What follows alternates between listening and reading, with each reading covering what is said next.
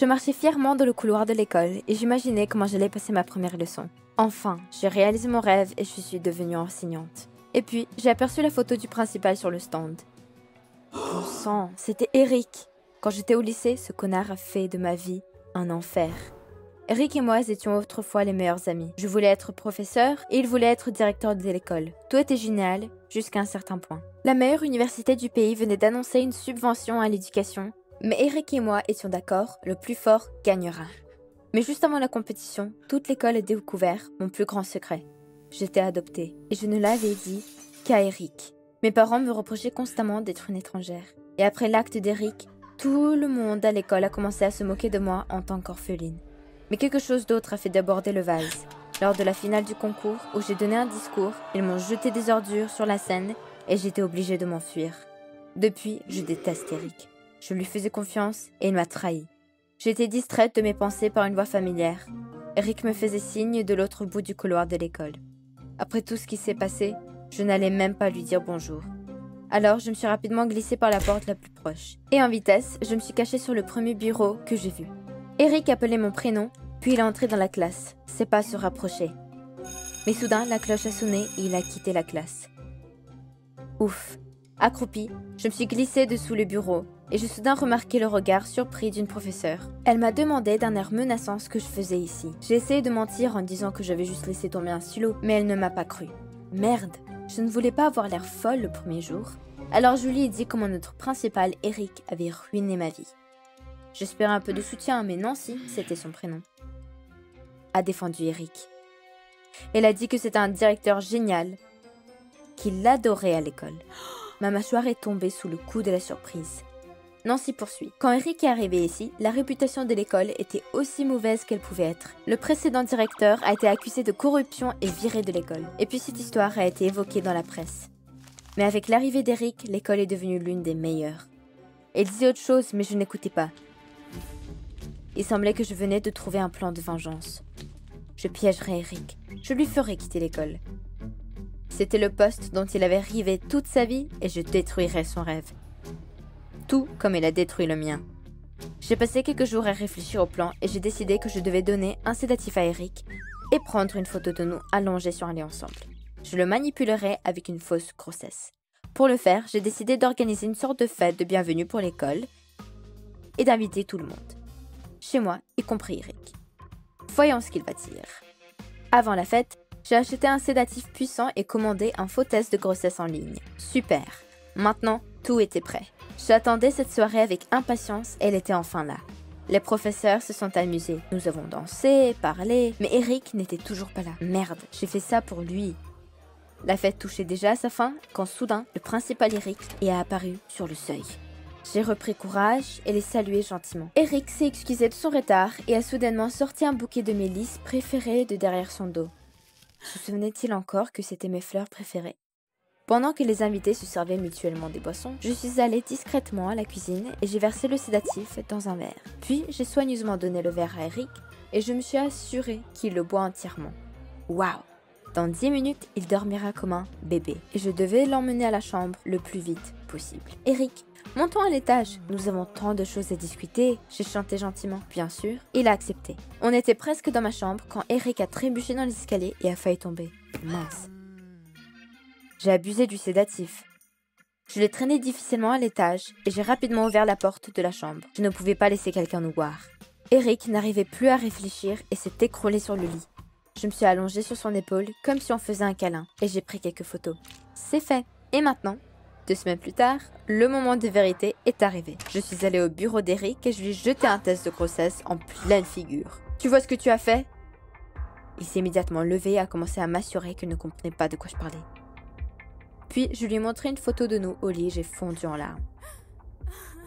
C'est peut-être une erreur, a-t-il demandé avec exaltation. Mais j'ai secoué ma tête. Eric, c'est confirmé. Je suis enceinte de ton bébé. J'ai continué. Soit tu écris ta lettre de démission aujourd'hui et je n'en parle à personne, ou bien je vais voir la presse et je leur donne nos photos et ce test. Comme je m'y attendais, ce lâche a immédiatement décidé d'écrire une lettre de démission. J'étais sur le point de partir quand Eric a admis qu'il n'aimait pas travailler en tant que principal et maintenant, il pouvait s'occuper de sa famille. Quelle famille? Puis Eric a pris doucement ma main et a dit « Tu pensais que j'allais te laisser seule avec le bébé ?» J'étais stupéfaite. Qu'est-il arrivé à Eric, qui était prêt à tout pour sa carrière? Eric a dit qu'il me conduirait et garderait un œil sur moi le temps qu'il faudrait. Mais dès qu'on était dans ma rue, j'ai vu les pompiers. Eric s'est garé et j'ai réalisé que c'était ma maison qui brûlait. Oh non, j'étais tellement pressée que j'ai oublié d'éteindre le fer à repasser. Je voulais courir jusqu'à chez moi, mais Eric m'a attrapé le bras et il a dit de ne pas risquer ma vie. Maintenant, j'avais besoin de me calmer, on pouvait aller chez lui et tout régler. J'ai essayé de rassembler mes pensées. Je n'avais vraiment pas d'autre option pour le moment. 1 heure plus tard, nous étions chez lui. J'étais dans un état lamentable. Eric m'a apporté une couverture, mes yeux se fermaient et je n'ai même pas remarqué que je m'étais endormie dans le salon. Le lendemain matin, je suis sortie du lit, mais j'ai soudain réalisé que j'étais dans un endroit étrange. Où étais-je? Ah, c'est vrai. C'était la maison d'Eric. Je suis descendue prudemment et j'ai vu Eric en train de préparer quelque chose dans la cuisine. Dès qu'il m'a vue, il a posé les assiettes d'omelette sur la table et m'a invité à prendre le petit déjeuner. Il essayait de redevenir gentil, ça m'a fâchée. J'ai menti en disant que j'étais pressée d'aller à l'hôpital et j'ai décidé de chercher un endroit où déménager. Je n'allais pas vivre avec ce traître.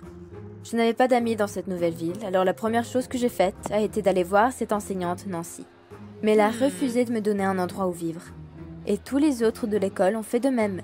J'ai prétendument piégé leur directeur préféré et tout ça. Donc, à la fin de la journée, je n'avais pas d'autre choix que de retourner chez Eric. Je suis entrée tranquillement dans l'appartement, mais Eric m'a appelé. Bon sang, il m'a fait peur.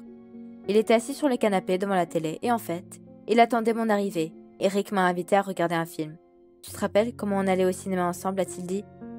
Je ne voulais pas, mais Eric ne voulait pas abandonner. Et si je te disais que j'ai acheté ta glace à la pistache préférée, a-t-il ajouté? Je n'avais pas mangé depuis ce matin. Ainsi soit-il. J'ai décidé de le rejoindre. Pendant un moment, c'était si facile pour moi. Eric plaisantait toujours et je ne pouvais pas m'empêcher de rire. Mais ensuite, Eric a touché mon estomac et je suis revenue à la réalité. Bientôt, ma tromperie serait révélée. Il fallait que je parte d'ici plus vite. J'ai plaidé la fatigue et je suis allée me coucher. Je ne serai plus là demain. J'ai attendu qu'Eric soit entré dans la chambre et puis j'ai décidé de m'enfuir. Quand même, il valait mieux retourner chez mes parents que de vivre avec un traître. Avec le dernier argent, j'ai payé un taxi mais à la gare, il s'est avéré que les guichets ne fonctionnaient pas. Bon sang. Puis, au milieu d'une rue sombre, j'ai remarqué un homme. Qui était-ce? Soudain, il s'est précipité dans ma direction. C'était un sans-abri. J'ai couru aussi vite que je le pouvais. Mais il me poursuivait. Quand il a failli m'attraper, l'éclat des phares m'a aveuglé. J'ai trébuché et je suis tombée par terre. Ne me touche pas. La voiture s'est arrêtée brusquement et quelqu'un est sorti. Eric?